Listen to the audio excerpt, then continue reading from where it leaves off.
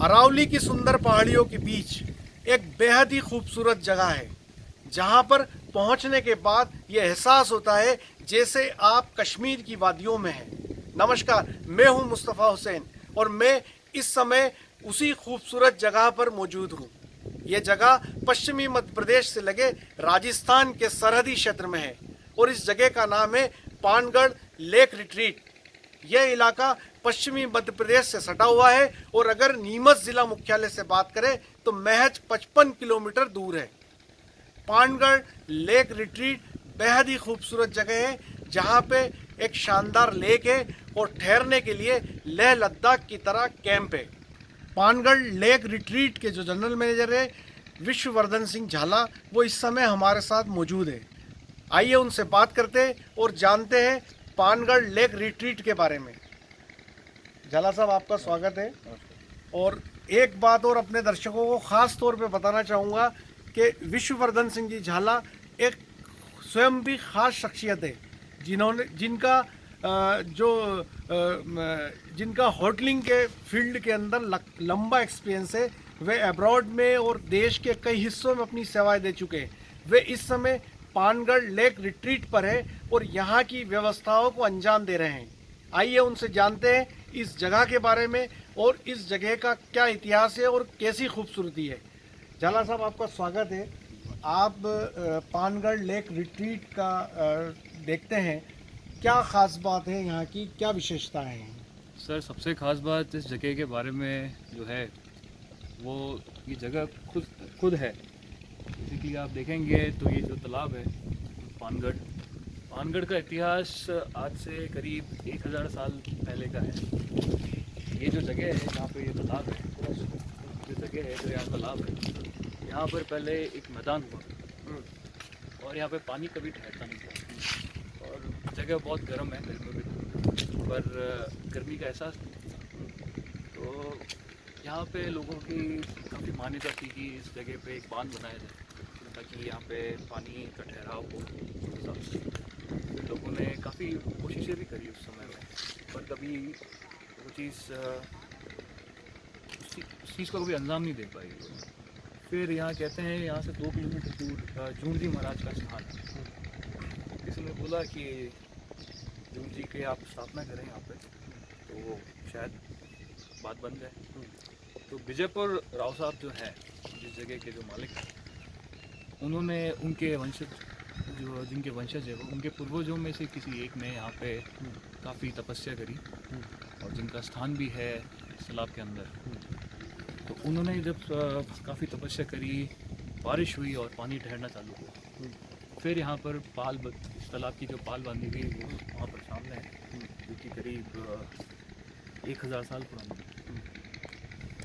और फिर धीरे धीरे ये तालाब में पानी बढ़ना चालू हुआ और तालाब वापस काफ़ी बड़ा हुआ। आप देख सकते हैं कि कम से कम ये जो तालाब है ये 2 से 2500 बीघा के बीच में बना हुआ है पूरा तालाब, जो कि काफ़ी बड़ा तालाब है और ये काफ़ी डीप भी है बीच बीच में।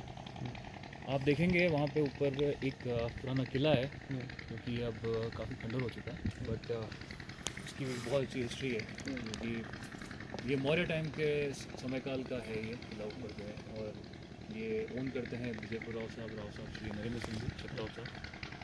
और सन 2009 में उन्होंने इस जगह को एक अलग नज़रिए से देखा कि अगर यहाँ पर टूरिस्ट स्पेशली फॉरेनर्स अगर उनकी आना जाना उनका यहाँ पर हो जाए तो इस जगह को काफ़ी फ़ायदा मिलेगा। काफ़ी नज़रिया था, बहुत अच्छा नज़रिया है उनका। सन 2009 में उन्होंने यहाँ पे 10 टेंट के साथ शुरुआत करी पहले और धीरे धीरे काफ़ी अच्छा रिस्पांस आया। वो दूसरे देश के जो टूरिस्ट हैं वो यहाँ पे आके एकदम पक्के रहे थे कि ये कैसी जगह है, एक जन्नत है बेसिकली। धीरे धीरे उन्होंने इस राव साहब ने जगह को काफ़ी हरियाली दी। यहाँ पे पेड़ नहीं थे पहले, लेकिन अब आप देख सकते हैं कि कितने सारे पेड़ हैं। सिर्फ एक ये पेड़ था और एक पुराना वाला पेड़, बट अब आप देखेंगे तो काफ़ी सारे पेड़ हैं। ये सब राव साहब की मेहनत है आज इसको हो रहा है।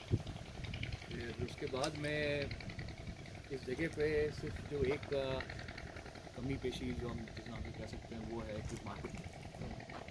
अब हमारी कंपनी ने वो जिम्मेवारी उठाई है और मुझे ये जिम्मेदारी की है कि मुझे यहाँ का मैनेजमेंट संभालना है और इस जगह को मार्केट करके हिंदुस्तान के उस ऊंचाई पे लेके जाना है जहाँ पे इस जगह को काफ़ी और इस जगह के आसपास के लोगों को काफ़ी फ़ायदा मिले।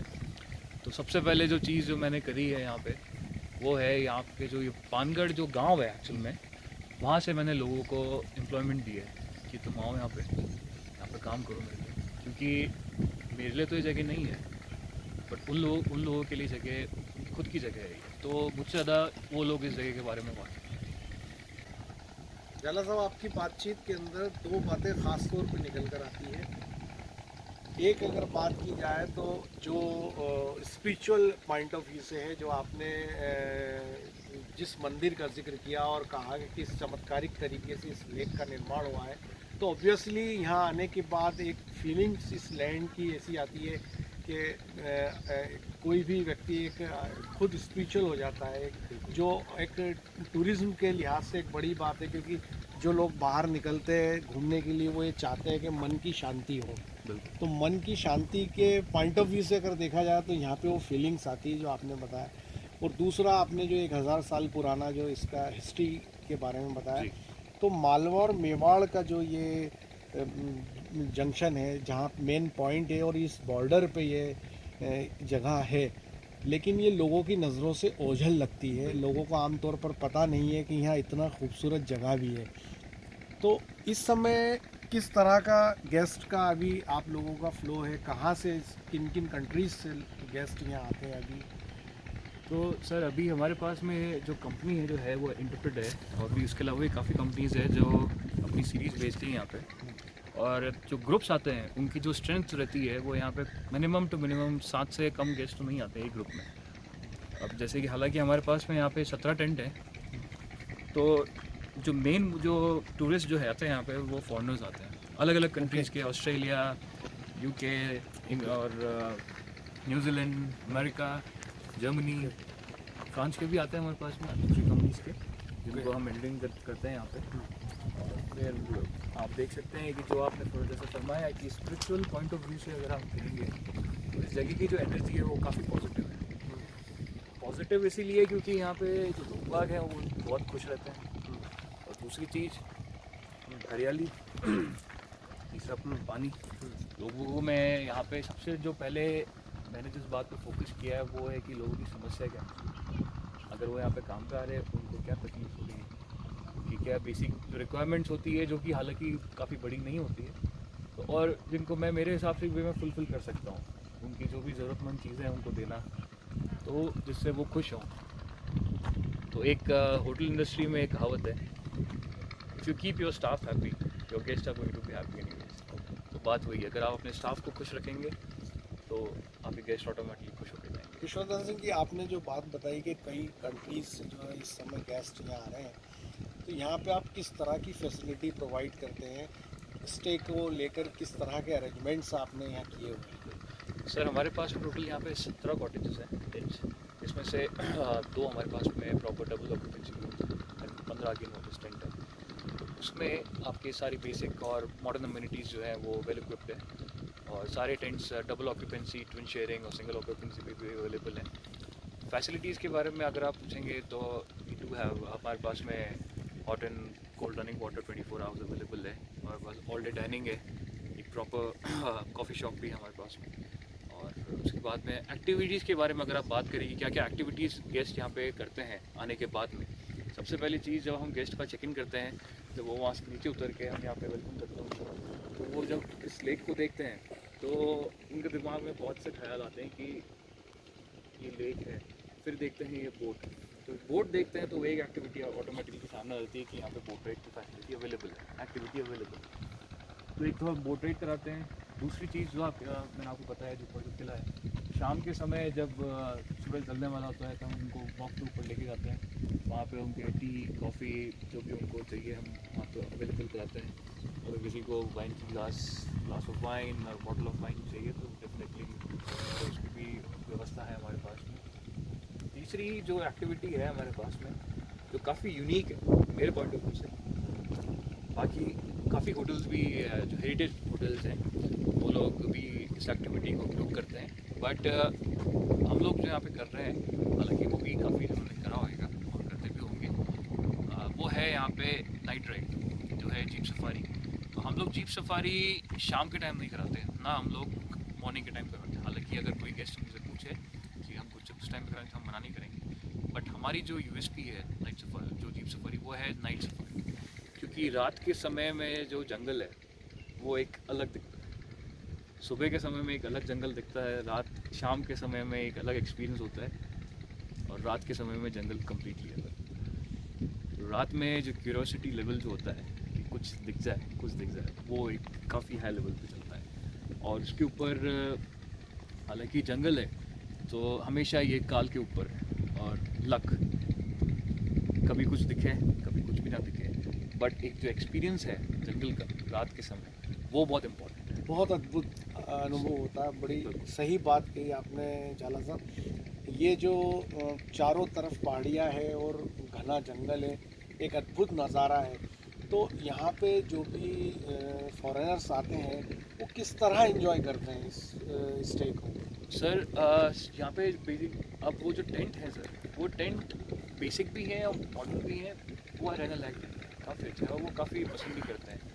हालांकि दिन के समय में वो सब टेंट्स के बाहर आके, अब जो उनकी चेयर्स लगा रखी है हमने चेयर्स, वहाँ पे बैठ के कोई किताब पढ़ते हैं, कोई बर्ड वॉचिंग करता है, कोई कुछ भी करते हैं, तो उस हिसाब से वो देखते हैं। पर बोट राइड जो है वो एक बहुत अमेजिंग चीज़ है। हम आपको बोट पे घुमा के पूरा चक्कर दिखाते हैं। आप अगर देखेंगे इस जगह के बारे में, जो जोग्राफिकल जो टेरेन है, मैं आपको उस हिसाब से समझाता हूँ कि यहाँ पे अरावली और ये डेक्कन प्लेटो का मिक्स है, ये राजस्थान और मध्य प्रदेश के बहुत।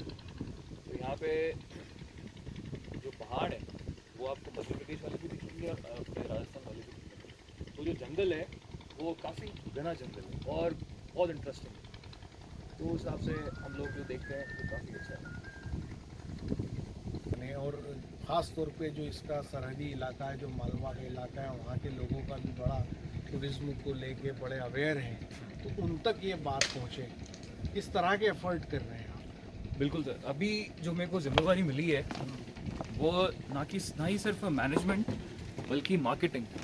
तो मार्केटिंग ऐसी चीज़ होनी चाहिए, एक ऐसी चीज़ है जिससे लोग आपके पास में आते ही आते हैं। तो जो सोर्सेज मैंने यूज़ कर रहा हूँ, जो मैं यूज़ करने वाला हूँ इस जगह को मार्केट करने के लिए, वो सोशल मीडिया तो है ही है, बट एक पर्सनलाइज मीटिंग लोगों के साथ में, स्पेशली एडमिनिस्ट्रेटिव डिपार्टमेंट में। तो पानगढ़ एक ऐसी जगह है जो एक जंक्शन है, चित्तौड़ वालों के लिए भी, भीलवाड़ा वालों के लिए भी, नीमच वालों के लिए भी और निम्बाड़ा वालों के लिए भी, और इवन मंदसौर, जो कि हालांकि थोड़ा सा दूर है, बट ये जगह उतनी दूर नहीं है।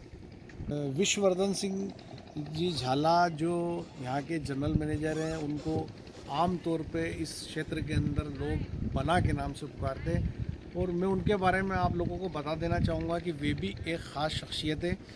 और यूँ कहा जाए कि मालवा मेवाड़ के इस पॉइंट पे जहाँ वो बैठे हैं, वो दोनों इलाकों के लिए एक धरोहर है, क्योंकि उन्होंने होटल मैनेजमेंट में काफ़ी उपलब्धियाँ हासिल की है। और मैं उन्हीं से कहूँगा कि वे अपने बारे में कुछ बताएं कि वो अब तक कहाँ कहाँ काम कर चुके हैं, क्या क्या उन्होंने किया है अभी तक।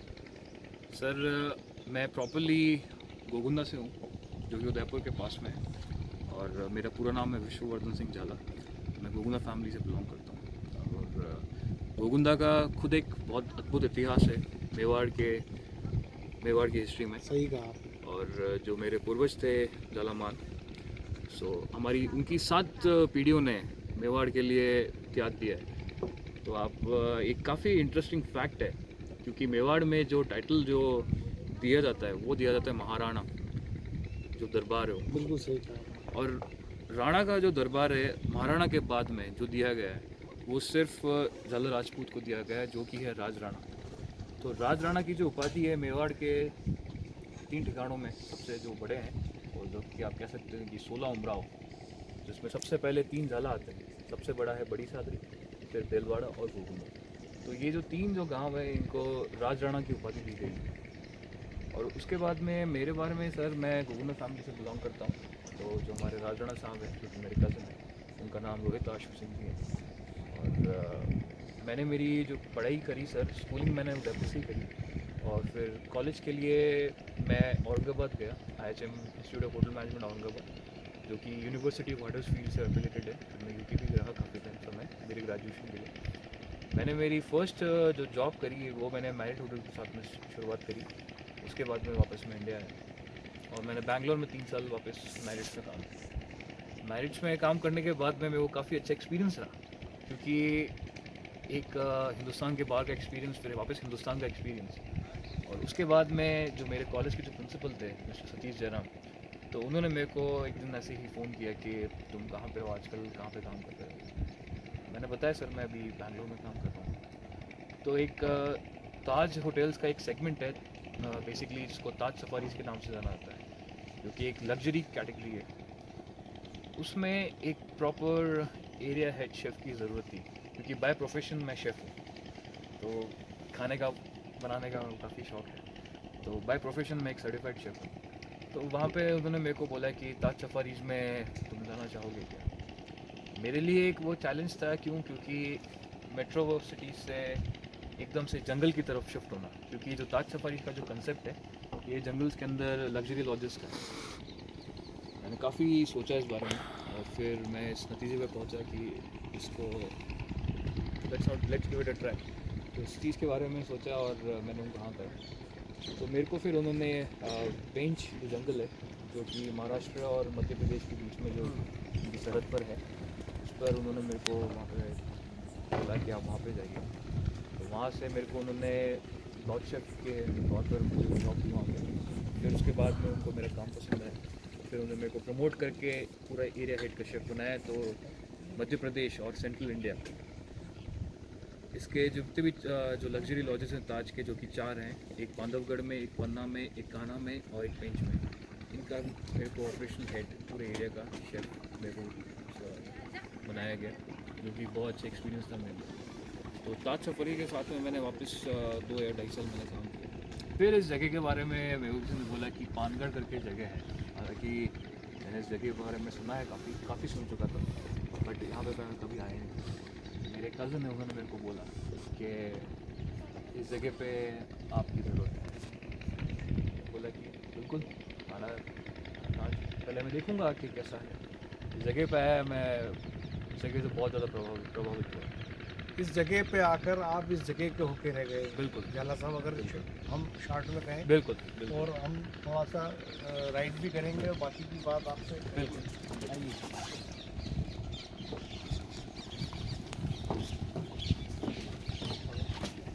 इंडिया है, हिंदुस्तान जो है सर, एक बहुत ही अद्भुत जगह है। और हिंदुस्तान में भी राजस्थान अगर आप बोले, और मध्य प्रदेश, कोई भी जगह ले आप हिंदुस्तान में, आज अगर फॉरेनर जो है वो इंडिया में किस लिए आता है, वो सिर्फ एक हिंदुस्तान इंडिया ये जो नाम है ना सर, ये नाम ही बहुत है। आज ये सब जो धरोहर है, ये सब किसका है? हिंदुस्तान का, और ये हिंदुस्तानियों का। तो अगर हम लोग ही हमारे लोगों को वही सर्विस, वही चीज़ अगर नहीं दे पा रहे, तो फिर इन सब चीज़ों क्या। डोमेस्टिक क्लाइंट जो है सर, गेस्ट होता है, और गेस्ट से बढ़कर कुछ नहीं। ये तो एक हो गई एक दूसरी बात। गेस्ट को अगर कुछ चीज़ से कुछ प्रॉब्लम है, तो उस चीज़ से, और खासकर अगर डोमेस्टिक गेस्ट है, तो उस चीज़ से भागना नहीं चाहिए। उसके पास जाओ, उससे मिलो, उसकी प्रॉब्लम क्या है, क्योंकि वो उसको अगर प्रॉब्लम है तभी वो अपन को बोल रहा है, बाकी वो ऐसे नहीं है। पैसा फॉरेनर भी दे रहा है, पैसा जो डोमेस्टिक क्लाइंट है वो भी दे रहा है। तो ये हमारी जिम्मेदारी है कि सर्विस दोनों के बराबर ही दी जाए। आपकी हमारी बातचीत के बीच में बना 2 खास बातें निकल के आई, जैसा कि मैंने अपने दर्शकों को अभी बताया भी था कि जैसी ये धरोहर है, ऐसी आप भी मालवा मेवाड़ के लिए एक धरोहर है, क्योंकि आपने होटल इंडस्ट्री में इतना काम किया। जो पहली बात आपने जो बोली, बड़ी ख़ास बोली कि ये जो पर्यटन को लेके जो है, आप कहीं ना कहीं जो हमारे स्थानीय लोगों को फ़ायदा पहुंच रहा है। और दूसरी ख़ास बात जो हमारी बातचीत में निकल गई, वो कि जो डोमेस्टिक क्लाइंट है वो कई मायनों में जो फॉरेनर है उससे आगे बढ़ चुका है। तो एक तरफ दुनिया के अंदर जहाँ पे पूरा वर्ल्ड जो है भारतीय जो टूरिस्ट है उनको बुला रहा है, उनको खींचना चाहता है, और वो चाहता है कि उनके देश में जाए और वो स्टे करे। और दूसरी तरफ जो हमने अभी बात की कि जो हमारे देश के कुछ 5 स्टार अरेंजमेंट्स हैं, जो हमारे डोमेस्टिक जो पर्यटक हैं उनको इकारत की नज़र से देखते हैं। और एक आपकी बात से लगता है कि अब होटल इंडस्ट्रीज में भी एक बड़ा चेंज आ रहा है। मतलब ये माना जाए कि भारत का जो 5 स्टार अरेंजमेंट है वो भी ये सोचने लगा है कि डोमेस्टिक कस्टमर ज़्यादा काम का है हमारे। सर मैं आपको एक उदाहरण के तौर पर आपको इस चीज़ का मैं जवाब देना चाहूँगा।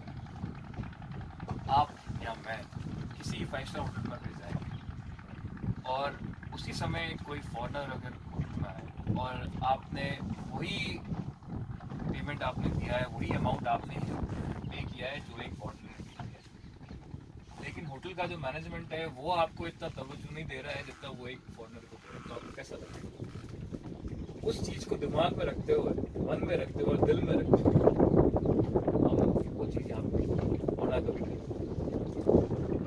जो गेस्ट है सब गेस्ट को एक तरह की सर्विस, सब गेस्टों को एक तरह का टिप, सबको सारी फैसिलिटी, सबको सारी एक्टिविटी, सबको एक तरह का खाना, जिसको जो खाना है। खाने के बारे में अगर मैं आपको बताऊँ तो ये पानगढ़ जो है एक ऐसी जगह है जिसपे मेरा सबसे ध्यान जो है वो है यहाँ के खाने के ऊपर, खाने और बेवरेजेस। गेस्ट को जो चाहिए यहाँ खाने के लिए वो उसको बिल्कुल मिलेगा, उसमें उसको ना नहीं मिलेगा। आपको जो चाहिए यहाँ के खाने के अरेंजमेंट पे अगर बना बात की जाए तो क्या खास चीज़ें आप अपने गेस्ट को सर्व करना पसंद करते हैं? बिल्कुल सर। अब सर जैसे कि बाय प्रोफेशन जैसे मैंने आपको बताया मैं शेफ़ हूँ, तो मेरी स्पेशलिटी जो है वो है सर फ्यूजन फूड। तो फ्यूजन डेलिकेसीज़ के ऊपर मैं काफ़ी फोकस कर रहा हूँ। फ्यूजन, मैं आपको फ्यूजन के बारे में थोड़ा सा बता देता हूँ।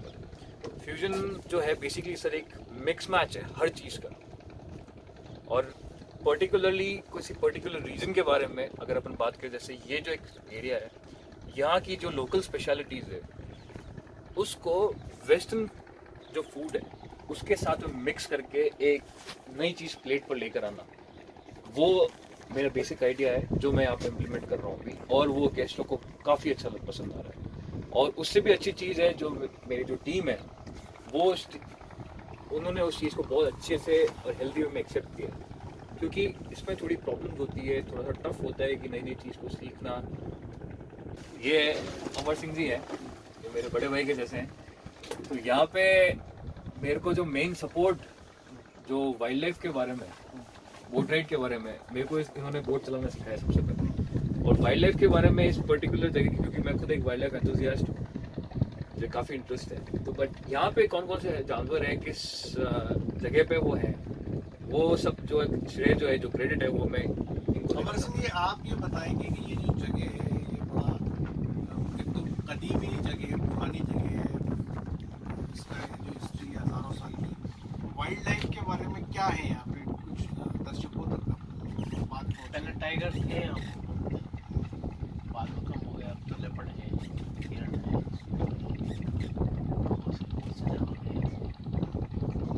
ये कम संख्या में है। मेरे को टाइगर आखिरी कब तक देखे गए इस तो याद नहीं, मैं छोटा था तो मैंने देखा था वो यहाँ। खास बात और हम आपसे करेंगे कि ये साल विदा होने की तैयारी में है और 2019 अलविदा कहने वाला है, तो 31 को लेके पानगढ़ लेक रिट्रीट को कुछ खास तरह की तैयारियों को अंजाम दिया जा रहा है क्या? बिल्कुल सर। अगर आप बात करें 31 दिसंबर की, जो कि एक बहुत ही बड़ा दिन होता है, और उससे पहले एक और बड़ा दिन आता है, वो होता है 25 दिसंबर, जो कि क्रिसमस बोलते हैं उसको। तो हम लोगों ने काफ़ी अरेंजमेंट्स की तैयारी चल रही है और हमने दिमाग में, और इस चीज़ को हम बिल्कुल करेंगे। पहले हम बात करते हैं 25 दिसंबर की, जो कि क्रिसमस ईव जिसको बोलते हैं, क्रिसमस ईव। तो उस दिन के लिए हमारे पास में काफ़ी अरेंजमेंट, हम लोग अच्छा अरेंजमेंट किया है, वो जो कि बहुत ठीक है। वो हम लोग कर रहे हैं Bush dinner. Bush dinner basically एक कंसेप्ट है जहाँ पे आपको जंगल के बीच में जाके आपको डिनर कराया जाता है। तो सब कुछ आपके सामने बन रहा है, लाइव बारबेक्यू रहेगा आपका, और आपको जो चाहिए सब खाने के, आपके ड्रिंक्स के अरेंजमेंट वही होंगे। एक लोकल फोक म्यूज़िक का भी हमने अरेंजमेंट किया है जो वहाँ प्ले होएगा। तो जंगल के बीच में एक जो डिनर का एक्सपीरियंस है, एक बड़ा घना पेड़ है, उस पर कुछ नाटक लगी, उसको बुश डिनर कहते हैं। वो एक्सपीरियंस हम 25 को देने का सोच रहे हैं। और 31 दिसंबर जो है वो हम लोग यहीं पे कैंप पर ही सेलिब्रेट करेंगे। तो तो उसमें जो पैकेजेस और हमारा अलग अलग पैकेजेस बनाया हमने, एक तो बनाया है पैकेज सर 2 नाइट्स का जो कि है 30th एंड 31st दिसंबर, और एक जो पैकेज बनाया है वो है हमने बनाया है 31st दिसंबर। जो 30th एंड 31st दिसंबर का जो पैकेज है उसमें सर 2 नाइट्स का है वो बेसिकली, और उसमें हमारे इसमें प्लान बोलते हैं MEP plan, modified American plan, जिसके अंदर आपके 2 lunches, 2 dinner, 2 breakfast, 2 boat ride या फिर जीप सफारी, या 2 बोट राइड या फिर 2 जीप सफारी, या फिर 1 बोट राइड और जिस हिसाब से गेस्ट को जो पसंद आए वो ऑप्शन है। और 31st के लिए जो एक डीजे का हम लोगों ने अरेंजमेंट किया है, आप देख सकते हैं ये एक फ्लॉप उड़ रहा है, तो ये बार चीज़ है, ये सिर्फ सर्दियों में आती है। तो 31st को हम लोग यहाँ पे गाला इवनिंग करेंगे डिनर के साथ में, और हमारे पास डीजे के अरेंजमेंट्स हैं। डीजे का काफ़ी जो भी लोग बाग लुफ्त उठाना चाहते हैं उसके लिए पूरी व्यवस्था है। और जो दूसरा पैकेज जो है वो सिर्फ सिंगल नाइट का है, जो सिर्फ 31st का है। उसमें आपके पास में ऑप्शन रहेगा 1 लंच का, 1 डिनर का और 1 ब्रेकफास्ट का, सेम डीजे, और या फिर बोट राइड या जीप सफारी। और इनकी जो रेट्स है मैं आपको जल्दी बता दूँगा। जो लोग आपको से जुड़ना चाहते हैं, ज्वाइन होना चाहते हैं बना, तो वो पानगढ़ लेक ट्रीट के लिए किस तरह का तरीका है? बिल्कुल सर, हम लोग सर इंस्टाग्राम पे भी हैं, फेसबुक पे भी है, और मेरे कॉन्टैक्ट नंबर मैं शेयर करना चाहूँगा। तो मेरे जो कॉन्टैक्ट नंबर है वो है 6378366476, 6378366476, 7597392866, 7597392866। तो मुझे कल भी किसी भी टाइम आप कॉल करें, कोई भी आपको इंक्वायरी हो, कुछ भी हो, 31st ना ही सिर्फ 31st, इवन 31st या फ्यूचर में कोई भी किसी को अगर बुकिंग देनी हो तो मुझे आप इस चीज़ पर कॉन्टैक्ट कर सकते हैं। व्हाट्सएप नंबर मेरे ही दोनों हैं। ये थे विश्ववर्धन सिंह झाला, जो पानगढ़ लेक रिट्रीट के जनरल मैनेजर हैं। उन्होंने इस जगह की खूबसूरती के बारे में, इसके हिस्टोरिकल महत्व के बारे में, और दूसरी ख़ास बात है कि वो किस तरह का अरेंजमेंट्स नए साल के लिए करने वाले हैं, उसका विस्तार से बताया। और ये जो इलाका है जो मालवा मेवाड़ की सरहद से लगा हुआ इलाका है, और जहाँ इसका अपना एक अलग सांस्कृतिक महत्व भी है, और ये जो पानगढ़ लेक रिट्रीट है वो अपने दामन के अंदर ऐसे ही ऐतिहासिक धरोहरों को समेटे हुए है। इसका बड़ा ही एक स्पिरिचुअल महत्व भी है, और जैसा कि बातचीत में आपने सुना कि यहाँ आने के बाद एक असीम शांति का अनुभव जो लोग यहाँ आते हैं, जो पर्यटन यहाँ आते हैं वो करते हैं। तो हम उम्मीद करते हैं कि इस जगह से हमने आपको रूबरू कराया, आप भी पानगढ़ पहुँचेंगे और उस असीम शांति का आनंद उठाएंगे। मेरे सहयोगी कैमरामैन कासिम मंसूरी के साथ मुस्तफ़ा हुसैन, पानगढ़ लेक रिट्रीट।